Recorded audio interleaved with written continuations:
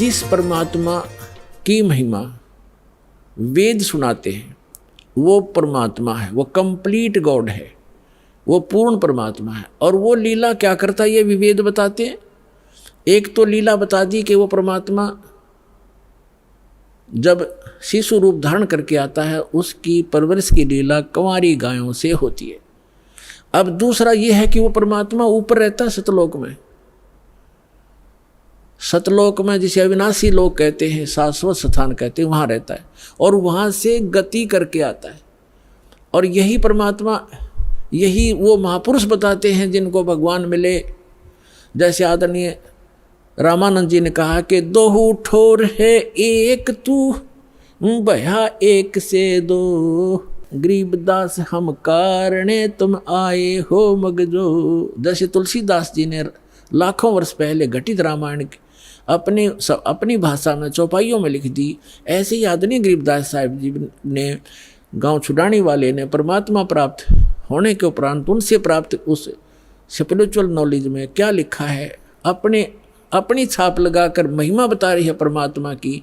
जैसे स्वामी रामानंद जी की और कबीर परमेश्वर जी की जो वार्ता हुई उस समय प्रत्यक्ष दृष्टा की तरह बताई है। गरीबदास जी इसलिए इसमें नाम आता है कि गरीबदास जी ने तुलसीदास जी की तरह परमात्मा, क्योंकि तुलसीदास जी केवल 3 लोक के भगवान के उपासक थे, वहीं तक सीमा थी उनकी बताने की। और ये गरीबदास साहिब जी परम अक्षर ब्रह्म के उपासक थे, उनके भेजे हुए महापुरुष थे, उनसे परिचित थे। तो उन्होंने उस महापुरुष की महिमा बताई है कि रामानंद जी और कबीर परमात्मा की जब गोष्ठी हुई तो रामानंद जी को परमात्मा सचखंड लेकर गए, सतलोक लेकर गए, शाश्वत स्थान दिखाया और बताया कि जो आपके यजुर्वेद अध्याय नंबर 40 के मंत्र नंबर 17 में लिखा है कि वो परमात्मा तो गुप्त है, प्रोक्ष है और वही परम अक्षर ब्रह्म है, सबका धारण पोषण करता है। गीता अध्याय नंबर 18 के श्लोक नंबर 62 में, गीता अध्याय नंबर 15 के श्लोक नंबर 4 में जो बताया स्थान, वो ये स्थान है और मैं स्वयं परमात्मा हूँ। हम ही अलखला हैं कुतुब गोस और पीर, गरीबदास खालिक दनी हमरा नाम कबीर। ए स्वामी सृष्टा में और सृष्टि हमारे तीर, दास गरीब अधर रहूं ऊपर बसता हूँ और अवगत सत कबीर। मैं हूँ वो परमात्मा, ऊपर रहता हूँ। फिर वो दिखाया सचमुच। तब रामानंद जी ने कहा था कि दोहू ठोर है एक तू और भया एक से दो, कह गरीबदास हम कारणे तुम आए हो मगजो। मगजो माने सफ़र करके वहाँ से चल कर आए हो। आदरणीय गरीबदास साहिब जी ने कहा कि अजब नगर में ले गए हमको सतगुरु आन, और जल के बिंब अगाध गति वहाँ सूते चादर तान। गरीबदास साहिब जी ने कहा कि अलल पंख अनुराग है सुन मंडल रह थीर, सुन में रहते हैं परमात्मा सथिर, और दास गरीब उधारिया मुझे सतगुरु मिले कबीर। अनंत कोट ब्रह्मांड का एक रति निबार, और सतगुरु पुरुष कबीर हैं ये कुल के सिरजनहार। हम सुल्तानी नानक तारे दादू को उपदेश दिया, जात जुलाहा भेद नहीं पाया, वो काशी माए कबीर हुआ।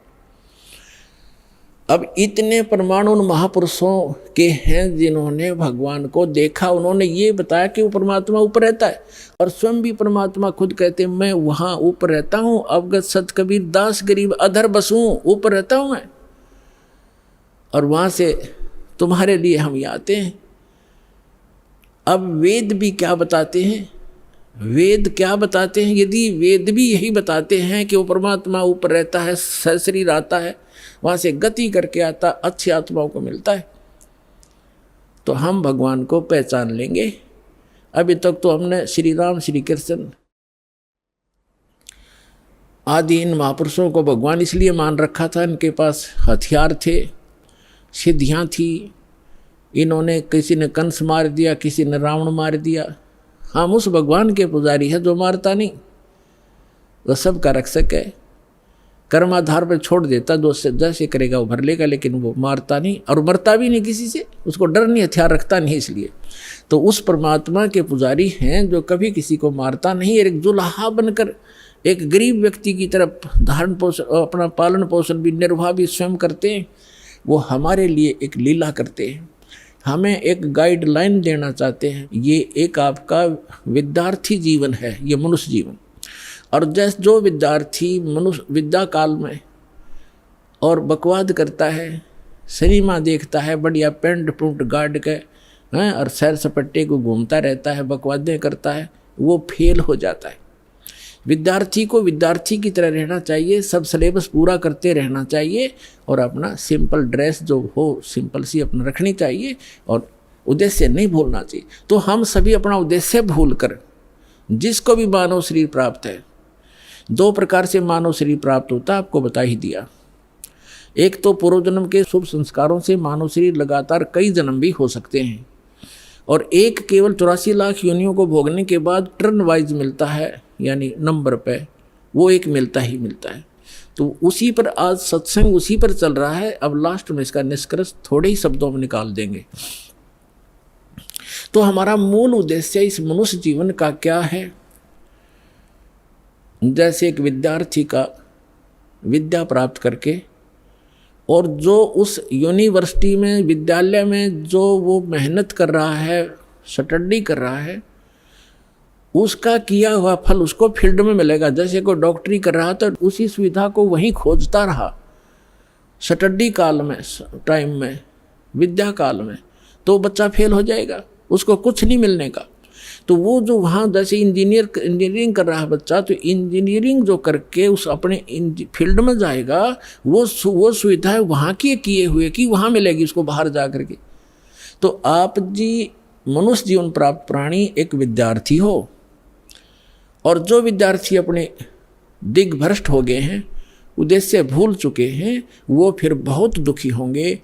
जैसे एक समय ये दास एक जूनियर इंजीनियर था, वहीं पर हमारे महकमे का कार्य भी चल रहा था और वहीं पर रोड का कार्य भी, B&R का कार्य चल रहा था।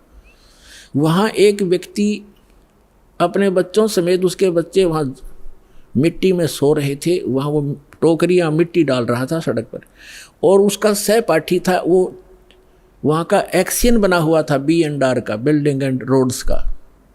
वो वहाँ आया, वो इंस्पेक्शन करके चला गया। तो उसके जाने के बाद वो व्यक्ति कहता है, मजदूर, वो क्या कहता है कि मेरे कर्म फूट गए, मेरे भाग फूट गए, मेरा ये सहपाठी था, मेरा क्लास फेलो था, ये इसका ये नाम है, ये उस गांव का है, हम एक स्कूल में पढ़ा करते थे उस दूसरे गांव में, और ये पट गया, देखो ठाठ कर रहा है, गाड़ी में चलता है, इसके बच्चे पंखों के नीचे सोते हैं और मेरे बच्चे मिट्टी में पड़े हैं, मेरे भाग फूट गए, मैं भी पढ़ लेता, शिक्षा ग्रहण कर लेता तो मैं भी ऐसे मौज करता। तो यहाँ परमात्मा कहते हैं, आज 6 दिन पाछे गए और गुरु से किया ना हेत, अब पछतावा क्या करे, चिड़िया चुगी खेत। तो आज आप उस अतिथि में हैं जो भक्ति नहीं करते, और करते हैं तो शास्त्र विरुद्ध करते हैं, और इस मनुष्य जीवन पा करके जो साधना सत्य नहीं करते, वो बाद में ऐसे पछताएंगे जैसे वो मजदूर पछता रहा था। तो आप जी का जो यहाँ मूल कार्य है, मनुष्य जीवन प्राप्त प्राणी का पूरा सतगुरु प्राप्त करे और पूरा ज्ञान। अब पूरे गुरु का आपको पता नहीं था, आपको एक बालक को सभी पूरे नजर आते हैं, क्योंकि जो भी संत बना हुआ है उसने कुछ तो बाणी बूणी, कोई वेद मंत्र, कोई गीता मंत्र को कहीं ना कहीं से वो तो उसने कंठस्थ कर ही रखे हैं, और वो हमारे लिए बहुत भारी हो जाता है। जो लगातार संस्कृत बोल दे, को बड़ी बड़ी कथा सुना दे, हम न सोचे महापुरुष पढ़ा है तो बहुत गजब का। तो हमें ज्ञान नहीं था, तब हमें ज्ञान होगा, हमारे पास एक ISI मार्क का एक पैमाना होगा, फुट रूल होगा, हम तुरंत नाप लेंगे इसका साइज क्या है, हम उसको रिजेक्ट कर देंगे। अगर हमारे वेदों से नहीं मिलता उसका ज्ञान तो रिजेक्टेड है। तो मनुष्य जीवन प्राप्त प्राणी जो भक्ति नहीं करते और करते हैं शास्त्र विरुद्ध करते हैं, तो वो अपना जीवन नाश कर रहे हैं। जो विद्यार्थी और जो टीचर आउट ऑफ सिलेबस पढ़ाता है, पाठ्यक्रम से हटकर ज्ञान देता है, नावल सुनाता है, वैसे कोई फिल्मी स्टोरी सुनाता है, अपने जो पाठ्यक्रम से बाहर का जो ज्ञान है वो एग्ज़ाम में काम नहीं आता, और एग्ज़ाम में जो वही काम आएगा जिसने सिलेबस पढ़ रखा है, पाठ्यक्रम पढ़ा है। तो हमारा पाठ्यक्रम है 4 वेद, 18 पुराण और श्रीमद् भगवद गीता, कुरान और बाइबल। क्योंकि हम सभी मानव हैं, पूरे विश्व के हम एक ही परमात्मा के बच्चे हैं। जीव हमारी जाति है, मानव धर्म हमारा हिंदू मुस्लिम सिख ईसाई कोई धर्म नहीं है न्यारा। हम केवल भगवान के लिए बंटते चले गए और भटकते चले गए। अब उसी परमात्मा ने आके हमें फिर इकट्ठा करने की चेष्टा की है। उस समय हम समझ नहीं सके क्योंकि हम अशिक्षित थे। अब हम शिक्षित हैं, सदग्रंथ हमारे पास हैं और तत्व ज्ञान दास को परमात्मा ने दे रखा है। ये आपके रूबरू कर दिया है। अब इसको आसानी से समझिए।